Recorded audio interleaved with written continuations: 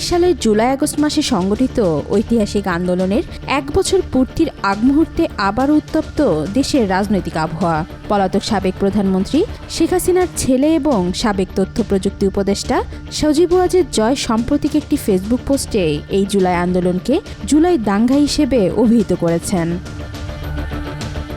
তিনি বলেন, ২০২৪ সালের জুলাই-আগস্ট মাসে সংগঠিত হওয়া জুলাই দাঙ্গা ছিল বাংলাদেশের ইতিহাসের স্মরণকালের সবচেয়ে কালো অধ্যায়। বিদেশি রাষ্ট্রের অর্থায়নে আর উগ্রবাদী অপশক্তির মদদে সংগঠিত সেই দাঙ্গার পেছনে অনেকেই যুক্ত হয়েছিলেন, কেউ সচেতনভাবে, কেউ বা না বুঝে বিভ্রান্ত হয়ে।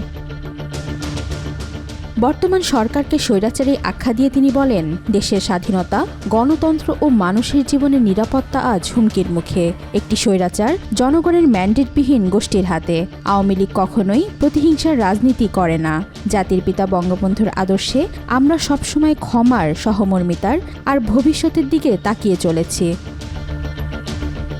তবে তার এই বক্তব্যকে ইতিহাস বিকৃত ও রাজনৈতিক প্রতারণা বলে কড়া ভাষায় প্রতিক্রিয়া জানিয়েছেন আল জাজিরার অনুসন্ধানী সাংবাদিক জুলকারনাইন সায়ের। তিনি বলেন, ২০২৪ সালের জুলাই-আগস্ট মাসের গণঅভ্যুত্থানকে জুলাই দাঙ্গা বলে আখ্যা দেওয়া সজীব ওয়াজেদ জয়ের সাম্প্রতিক বক্তব্য শুধু ইতিহাস বিকৃত নয়, এটি একটি জাতির সমষ্টিবদ্ধ স্মৃতিকে পরিকল্পিতভাবে মুছে ফেলার ব্যর্থ অপচেষ্টা। সায়ের আরও লিখেছেন, জয়ের কথাগুলো কৃত্রিম সহানুভূতি এবং রাজনৈতিক প্রতারণায় ভরা। তিনি যাকে সবচেয়ে অন্ধকার অধ্যায় বলছেন, তা আসলে ছিল বাংলাদেশের মানুষের সাহস, মর্যাদা, স্বৈরাচার ও ফ্যাসিবাদী বিরোধী লড়াইয়ের এক দীপ্ত প্রহর।